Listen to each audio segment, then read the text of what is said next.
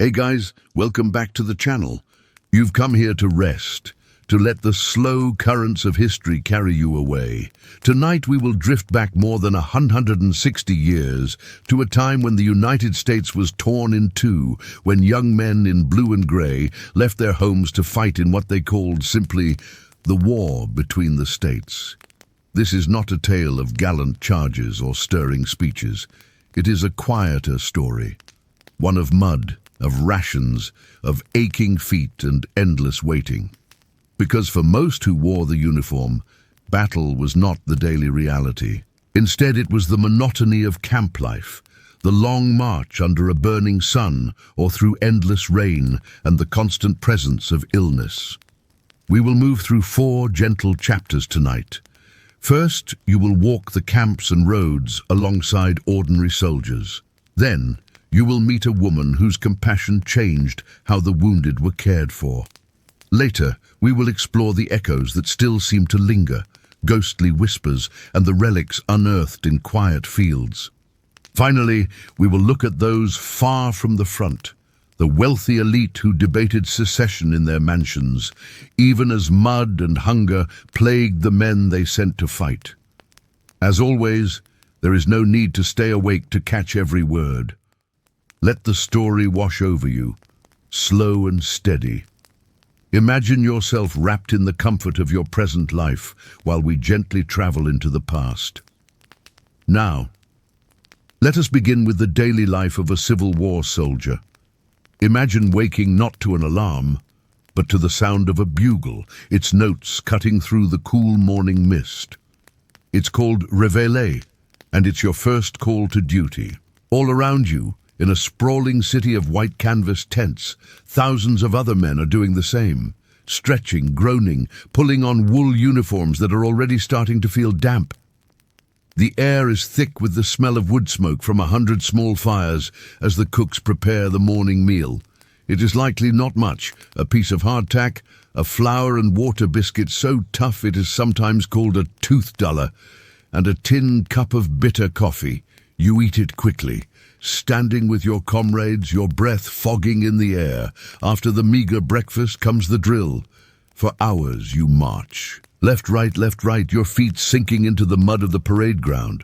Your musket, a heavy piece of iron and wood, feels like a dead weight on your shoulder.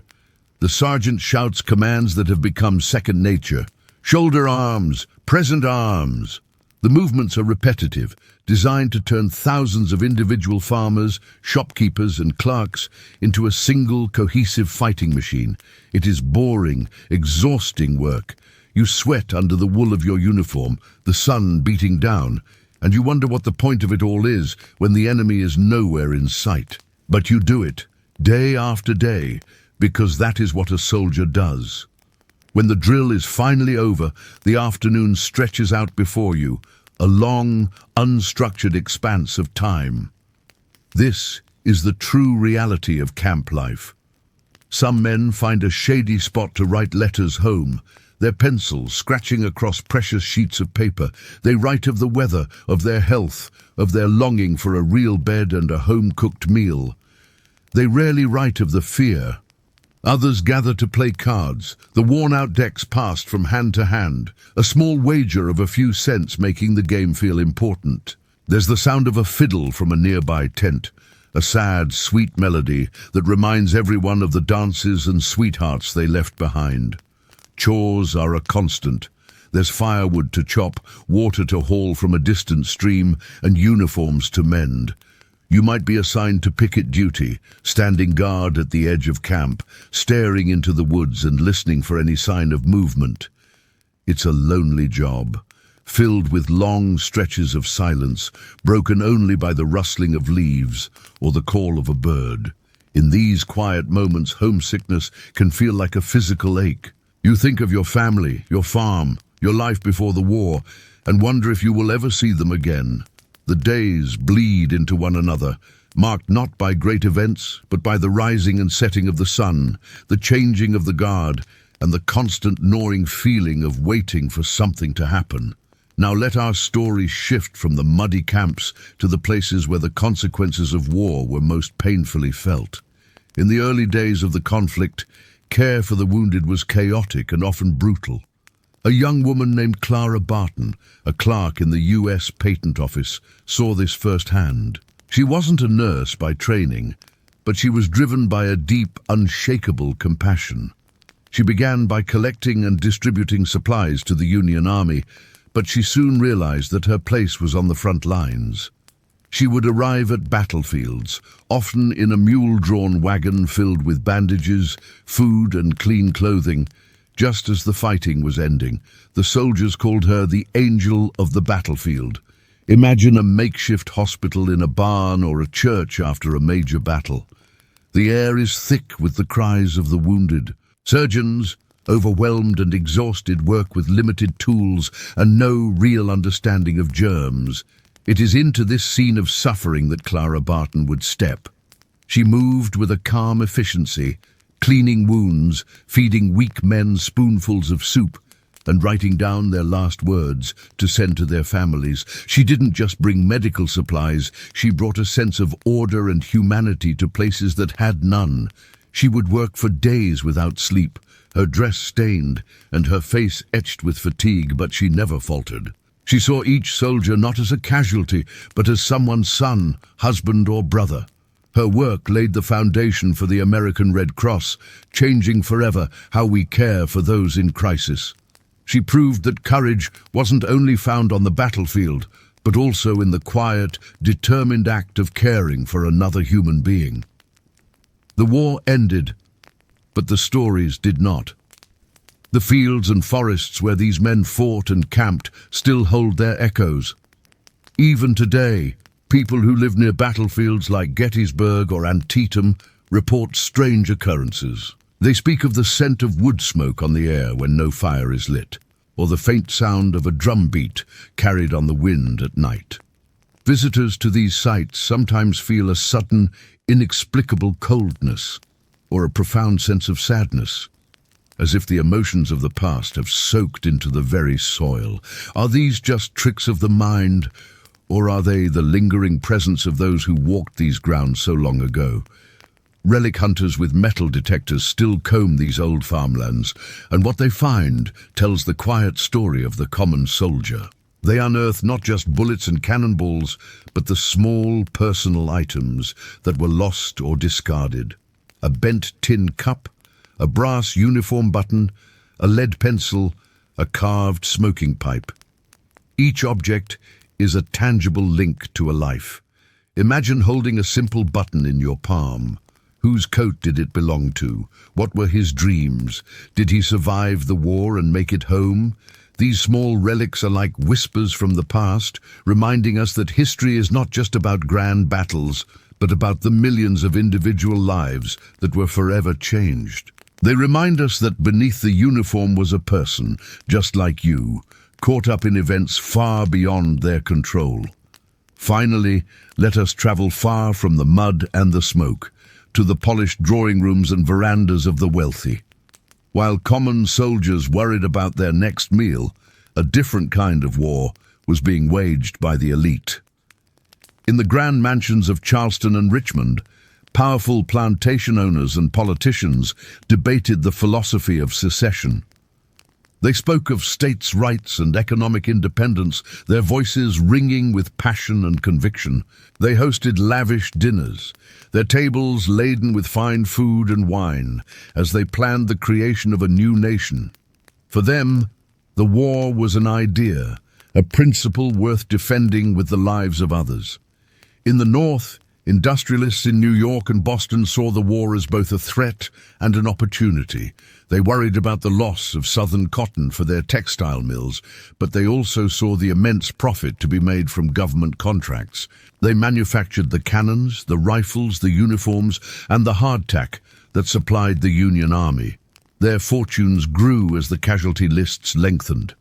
For these men of wealth and influence, the war was a complex calculation of risk and reward, a grand chess game played on a national scale. They were insulated from the daily misery of the soldier, the hunger, the disease, the gnawing fear. Their reality was one of stock prices and political maneuvering, a world away from the soldier sleeping on the cold, hard ground. It is a stark reminder that in any conflict the experience of war is vastly different depending on one's station in life. And so, our journey through the quieter side of the Civil War comes to a close. We have walked through the camps, felt the compassion of a battlefield angel, listened for the echoes of the past, and glimpsed the world of those who directed the conflict from afar. These were not just soldiers in blue and grey. They were people with hopes and fears, living through an extraordinary time. As you drift deeper into rest, let these stories settle. Let the peace of your own time and your own bed be a comfort. Thank you for joining me on this journey into the past. I hope you'll subscribe and join me again for another story. Sleep well. Close your eyes for a moment. Imagine you're in a makeshift camp somewhere in Virginia or maybe Tennessee. The tents stand in uneven rows, their canvas stained from weeks of rain. The ground under your boots is a soft, sticky mud that never seems to dry. Every morning you wake to the sound of coughing, deep, rasping coughs that echo through the camp. It's the soundtrack to your morning, mixed with the scrape of tin plates and the distant mournful call of a bugle. The air is thick. You can smell the damp earth, the smoke from countless small campfires, and the heavy, salty aroma of preserved pork. This pork, along with hardtack, is what keeps you going. Hardtack is basically a rock-solid cracker, so dry and dense that soldiers would tap it on a table to knock out any weevils hiding inside. Then you dip it into your coffee, hoping to soften it just enough to chew. It doesn't really have a taste, just a faint chalkiness, but it fills your stomach. The salt pork is greasy, tough, and sometimes frankly spoiled. When it's really bad, you boil it over and over, just hoping the foul taste will fade. It's a constant gamble with your gut. But the food is the least of your worries. The real enemy here isn't the one you face on the battlefield, it's disease. For every man who falls in combat, 2 or 3 are taken by illness. Dysentery, fevers, measles, and infections spread like wildfire through the crowded, unsanitary tents. The water you drink is often drawn from the same creek used for bathing, washing clothes, and sometimes as a latrine. The result is a constant, shuffling line of men heading to the crude pits dug behind the camp, their bodies weakened, their spirits dulled by sickness. Then there's the marching. It becomes another rhythm of your life. Day after day, you're part of a long, snaking line of soldiers tramping along dusty roads. Your shoes wear thin, your feet blister, and your shoulders ache under the weight of your pack. That pack holds everything you own: a wool blanket, maybe an extra shirt, a few precious letters from home, and always your rifle. With every mile, that rifle feels like it's gaining weight. The sound is relentless, the steady thud of thousands of boots hitting the dirt, a constant drumbeat of exhaustion. And when a storm hits, the road turns to a river of mud. Progress slows to a crawl. You sink ankle deep with every step, your trousers caked with heavy clay, each movement a struggle. At night, if you're lucky, you find some straw to lie on. More often, you roll yourself in your blanket and lie directly on the cold, damp ground. Rain seeps through the canvas, soaking your clothes. Mosquitoes buzz relentlessly in your ear. If you manage to drift off, you might be jolted awake by the crack of distant rifle fire or by the pained groans of a fellow soldier in the grip of a fever. And then there are the hospitals. These aren't buildings, they're field tents or commandeered barns. Here, the rhythm of life changes again. It's a chorus of steady groans from the sick and wounded, the clatter of tin basins, and the low, hurried voices of overworked surgeons and nurses. Medicines are scarce, and comforts are even scarcer. Chloroform is a precious commodity. Bandages are often washed and reused, and for many, amputation is the only grim chance of survival. The smell is something you'd never forget, a mix of smoke, sweat, and the faint, sweet odor of decay. Yet even in this abyss of misery, small moments of humanity shine through. A letter from home, held and read until the paper is soft and worn, can feel like a lifeline to another world. The simple, kind touch of a nurse's hand can bring a moment of profound comfort. Life in camp wasn't all suffering. There were moments of quiet reprieve. In the evenings, men would gather around a flickering fire, their faces illuminated by the flames. They'd tell stories, sing old songs, or pass the time by carving small trinkets from scraps of wood. Some would gamble with a worn deck of cards, while others would read by the faint light of a candle, lost in another world. There was even laughter here. Rough, tired laughter, but a powerful reminder of the life that existed beyond the war. The rhythm of a Civil War soldier's life was one of extremes. It was defined by long, mind-numbing stretches of monotony, suddenly shattered by moments of sheer terror on the battlefield. But mostly, it was a daily, grinding battle against hunger, weather, and disease. Imagine yourself there, sitting in that muddy tent, your body weary beyond belief, but your mind drifting. You think of home, of loved ones, of the simple dream of peace. It is from this world of hardship, this landscape of suffering, that heroes emerged. And as we gently step away from the muddy camps, we turn our attention to one of the most remarkable figures of the era. A woman who sought to bring comfort and care into this desperate world, whose name would become a symbol of compassion and courage, Clara Barton. Her story is not just one of history, but a testament to the power of one person to make a difference in the face of overwhelming adversity. Thank you so much for joining me on this journey back in time. If you found this story as compelling as I do, please hit that like button, subscribe to the channel, and ring the bell so you don't miss our next deep dive into history. See you next time. As we leave the weary soldiers in their camps, let's walk quietly toward another corner of the war. This isn't the battlefield itself, but a place where suffering was met with incredible compassion. This is where we meet Clara Barton. Picture her in the 1860s, a woman in her early 40s with sharp, intelligent eyes, a determined set to her mouth, and a voice that could both calm the trembling and cut through the chaos of an army camp. She wasn't born into wealth or privilege, but she carried a rare mixture of tenderness and unshakable resolve. Before the war, Clara had been a schoolteacher and later a clerk at the U.S. Patent Office. This was a huge deal back then. She was one of the very first women to hold such a government position. It was unusual, even controversial, but Clara quietly persevered. When the Civil War erupted in 1861, she saw the soldiers pouring into Washington, D.C., exhausted and completely unprepared. They were missing the most basic supplies, bandages, medicines, even clean clothing. So Clara took matters into her own hands. She started gathering supplies herself, appealing to friends and neighbors, stockpiling crates of goods in her own home. Before long, her rooms were overflowing with bandages, socks, and jars of preserves. But Clara wasn't content just collecting things. She wanted to bring relief directly to the front lines. Now, it was unheard of for a woman to go to the battlefield, but Clara was persistent.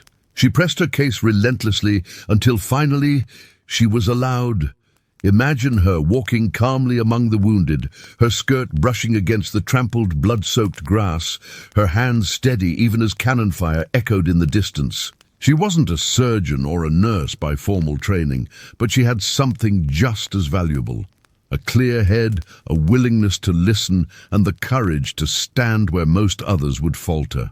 At Antietam, one of the single bloodiest days in American history, she arrived with wagon loads of desperately needed supplies. There she tore strips of cloth to make bandages, she handed out water to parched lips, and she pressed food into the hands of men who hadn't eaten in days.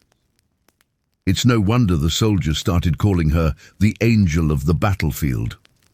But Clara's work went beyond just tending to physical wounds. She wrote letters for soldiers who couldn't write, reassuring families that their loved one was alive, or gently breaking the news when they were not. She spoke softly, offered a comforting hand on a shoulder, a simple human presence in moments of utter despair. She organized, she improvised, and she found ways to turn absolute chaos into something manageable. As the war dragged on, her influence grew. By the time it ended, Clara Barton was more than just a helper. She had become a leader in the movement for organized humanitarian aid. In the years that followed, she traveled to Europe, where she learned about a new organization, the International Red Cross. She was so inspired by its principles that she brought them back to America. She fought tirelessly, persuading Congress and President Chester A. Arthur to recognize it officially.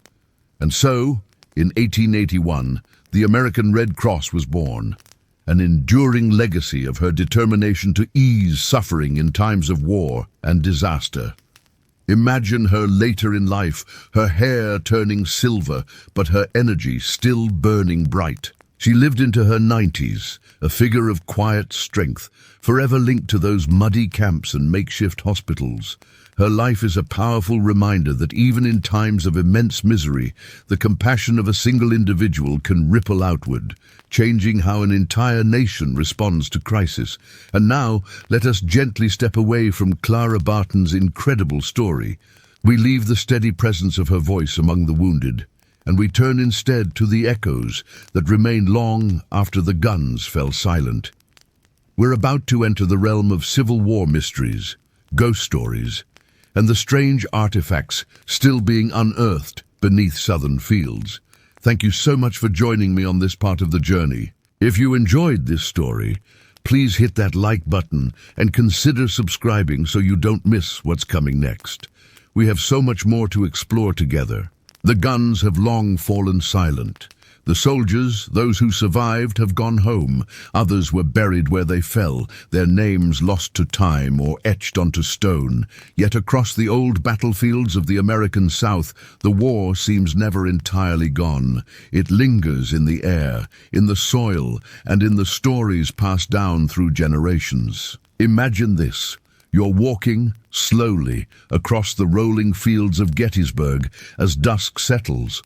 The long grass sways gently in the breeze, and the air is hushed, almost reverent. All around you, monuments and stone markers rise like silent sentinels, their inscriptions softened by the years. It's a place of profound peace. Yet many who visit speak of something more.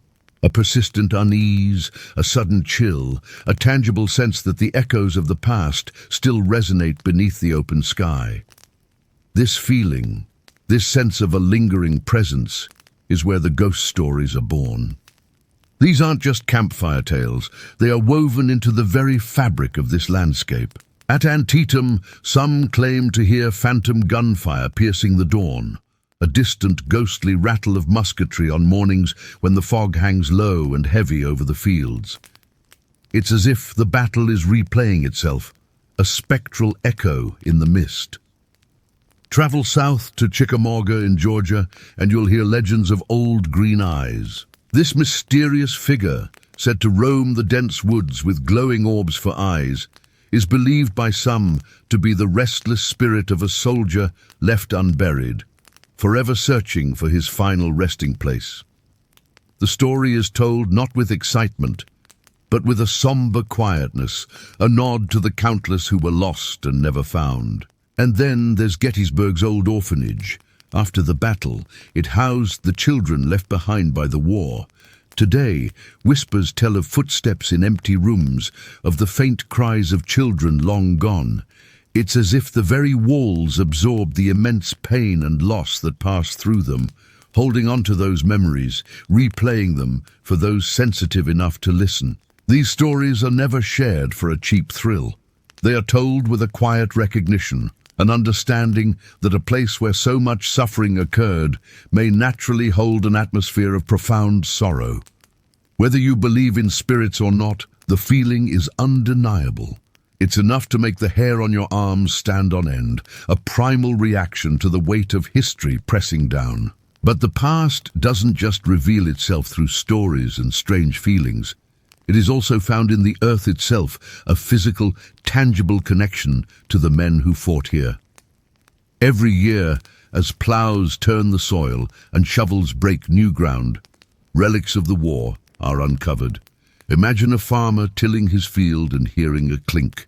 He stops, kneels down, and pulls a rusted bayonet from the dark earth, its blade dulled by a century and a half of time. Or a gardener finding a belt buckle once polished bright by a proud soldier, now dark and green with tarnish. Minier balls, the conical lead bullets that caused such devastating wounds, still emerge from the soil in fields and gardens, sometimes by the dozens. They are silent, heavy reminders of the storms of lead that once swept across these landscapes. Uniform buttons, dented canteens, and even clay pipes once held between a soldier's lips find their way back into the light of day. Archaeologists and dedicated hobbyists handle these objects with a special kind of care, a reverence really, because they know these aren't just pieces of metal and clay. They are keys to the past. A single brass button, stamped with an eagle, can instantly summon the image of a young man standing in formation, nervously straightening his coat before a long march into the unknown. A simple spoon, bent at the handle, tells a story of a hasty meal eaten beside a flickering campfire, far from home. A fragment of a drumhead or a piece of a bugle brings to mind the sounds that once guided entire armies through the deafening chaos of battle.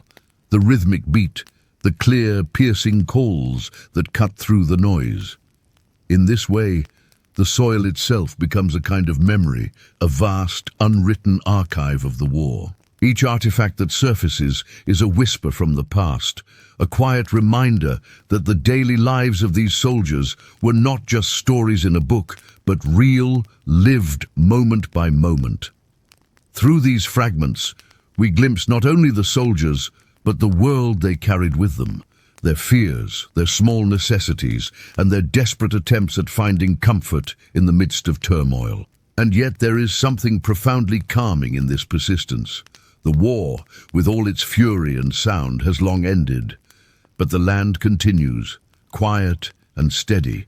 The seasons change, the grass grows, and the artifacts wait patiently beneath the surface. When they do surface, they don't ask for fear or for shock. They ask for remembrance. They ask us to pause and consider the human being who once held them. So whether it's through a chilling tale of a wandering spirit on a foggy morning, or the simple, profound act of holding a rusted relic in your hand, the Civil War remains a living presence in the American South. It's a bridge connecting us, the living, to those who have gone before, a constant reminder of the price of our history.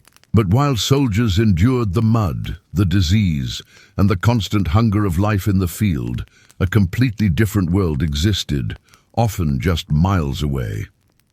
It was a world of sweeping verandas, of high-ceilinged parlors, and of polished dining tables, where the very idea of secession was debated over glasses of fine wine and lavish meals. In our final chapter, we will leave the battlefields and camps behind. We will step through the grand doorways and into the opulent mansions of the Southern elite to see the stark, startling contrast between their lives and the lives of the weary soldiers fighting in their name. Have you ever wondered what life was like far from the front lines of the American Civil War, while soldiers were enduring the mud, the hunger, and the chaos of battle? A completely different world existed, a world of privilege, debate, and hidden tensions. Today, we're stepping back in time, not to a battlefield, but into the shaded halls of a southern plantation mansion in the early 1860s. Imagine walking through the grand entrance. The air inside is instantly cooler, a refuge from the oppressive summer heat, thanks to thick brick walls and high ceilings. Your footsteps echo softly on polished wooden floors as you move through rooms filled with elegant, carved furniture. Sunlight streams through tall windows framed by heavy, luxurious drapes, and ornate chandeliers cast a warm, soft glow over everything. This was the setting where the Southern elite, the wealthy planters, influential politicians, and powerful merchants gathered to shape the destiny of a nation. Picture them in tall-backed chairs, sipping fine wine or brandy from crystal glasses. Their conversations weren't about the gnawing hunger or the damp cold of a soldier's camp. Instead, they spoke in lofty, abstract terms: loyalty, honor, states' rights, and secession. They debated the principles of sovereignty and independence, passionately defending their right to preserve a way of life they cherished. But what was that way of life? Just beyond the veranda, in the sprawling fields of cotton or sugarcane, the answer was clear.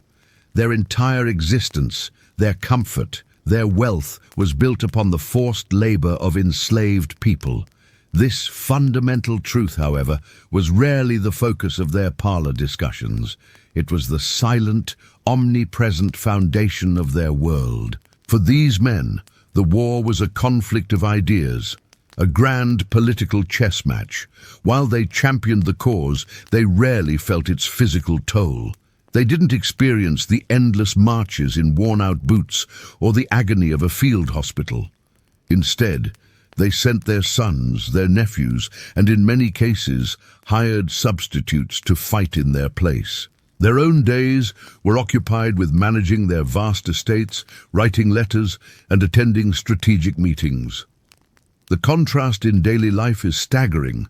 While a common soldier might chew on dry, hardtack biscuits and tough salt pork, the dining tables in these mansions were laden with roasted meats, fresh vegetables from the garden, and elaborate desserts sweetened with sugar grown on their own land. While soldiers shivered on the cold, damp ground, these families retired to plush feather beds, protected from insects by delicate mosquito netting.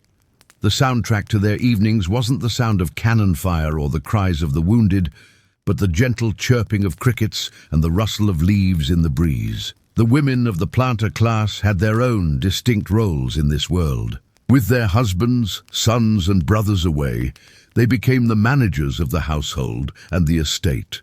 They corresponded with loved ones at the front, their letters a mix of encouragement and anxiety. Many organized sewing circles, diligently producing uniforms, blankets, and bandages for the Confederate troops. They were patriots in their own right, contributing to the war effort from the home front. Yet their personal letters and diaries reveal a deeper story. They often wrote of a profound loneliness, of long, quiet evenings spent playing somber melodies on the piano to fill the echoing silence of their grand, empty halls. The war brought them worry and isolation, even amidst their material comfort.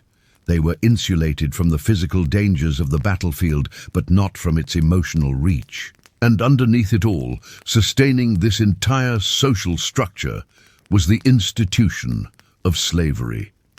The comfort of the drawing room, the elegance of the ballroom, the very leisure that allowed for political debate and artistic pursuits, it all rested on the backs of enslaved men, women, and children.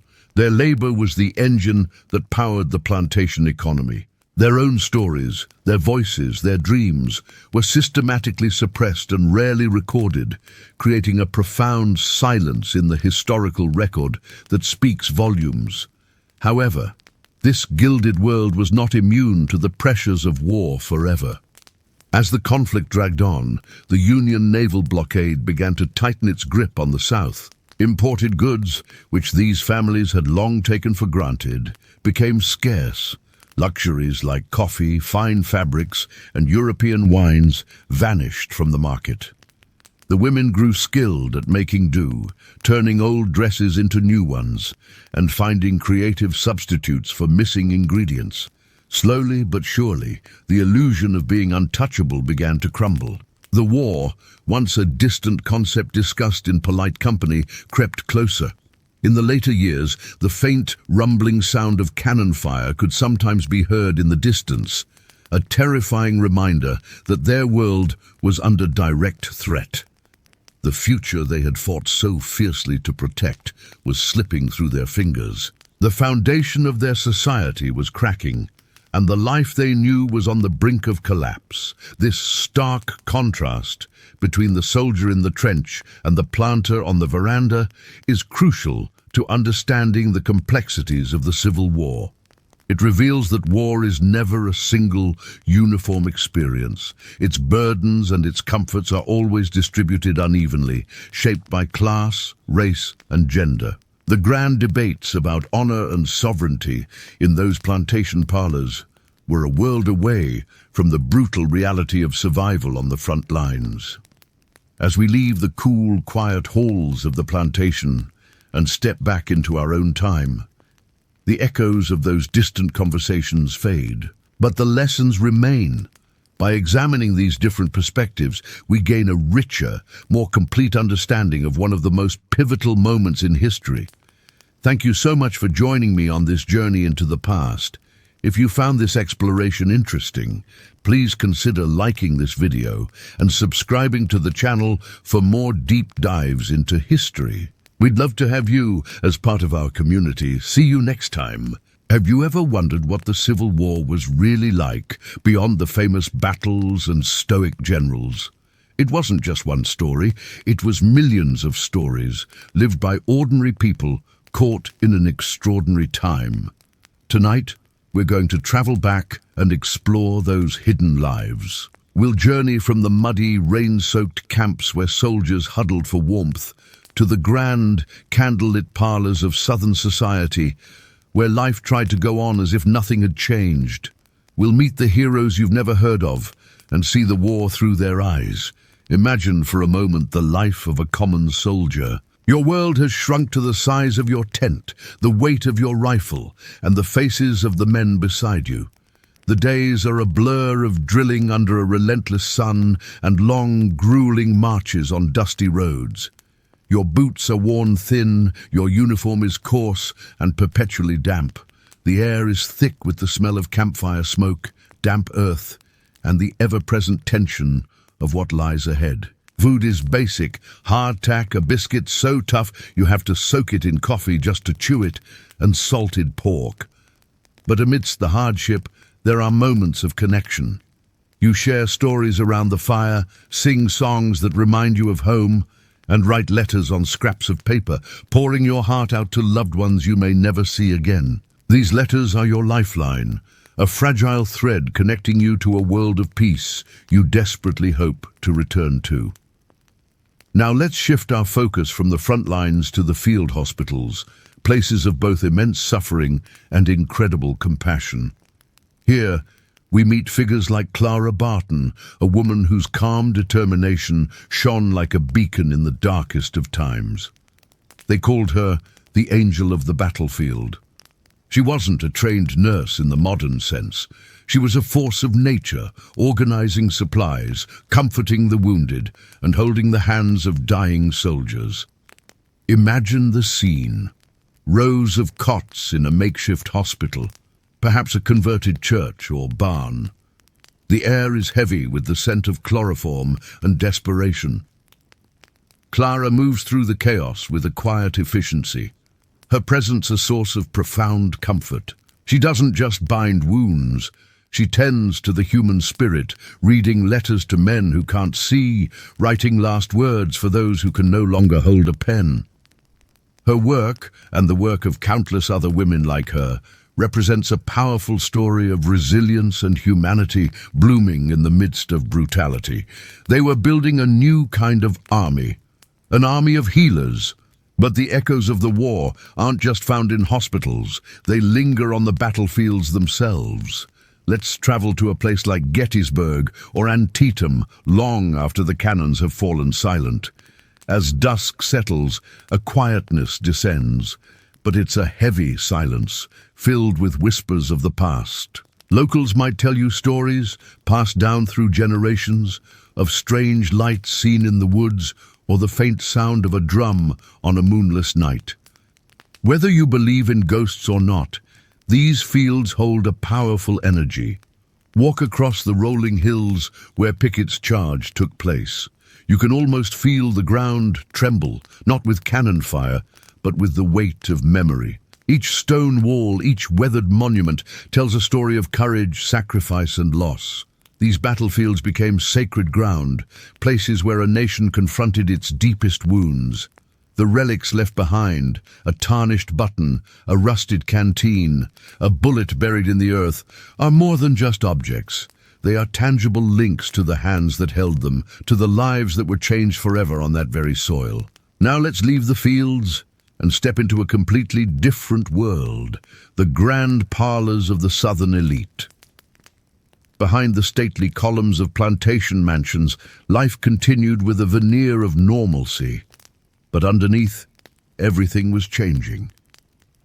The women of these households, once sheltered and presiding over domestic affairs, found themselves managing entire estates. With their husbands, fathers, and sons away at war, they had to oversee the farms, manage dwindling resources, and navigate a society on the brink of collapse. Imagine them in their drawing rooms, surrounded by fine furniture and portraits of ancestors, trying to maintain the traditions of the Old South. They hosted socials, not with lavish feasts, but with whatever meager provisions they could find. They knitted socks and sewed uniforms for the soldiers, their elegant hands performing tasks once reserved for others. Their letters reveal a world of anxiety, pride, and a fierce determination to protect their way of life, even as it crumbled around them. It was a gilded cage, and the war was rattling its bars. As we've journeyed tonight, we've seen the Civil War from so many angles. We've been with the ordinary soldiers in their muddy camps, feeling their exhaustion and their hope. We've stood beside the unwavering compassion of Clara Barton in the chaos of a field hospital. We've listened to the ghostly whispers that still cling to the silent battlefields, and we've stepped into the grand, anxious parlors of the southern elite. This war was a tapestry woven from countless threads, misery and endurance, but also profound compassion and incredible resilience. It was a conflict lived not just by generals on a map, but in tents and in mansions, in blood-soaked fields and in quiet kitchens. Its story was carried in letters sent home and preserved in relics left buried for generations. And now, as you listen, perhaps with your eyes growing heavy, take a moment to consider how far we are from those tumultuous days. You are in a safe, quiet place. Your body is supported, your mind is at ease, and your world is at peace. The hardships of the past, the struggles and the sorrows belong to history. Your present moment, right here, right now, belongs only to rest and tranquility. Let the steady rhythm of time lull you, as constant and comforting as the gentle beat of your own heart. Imagine yourself drifting away, far from the smoke of battle, far from the heated debates, floating into the gentle, profound silence of a deep and peaceful sleep. Good night. Thank you for joining me on this journey. If you enjoyed this story, please consider liking this video and subscribing for more explorations into the past.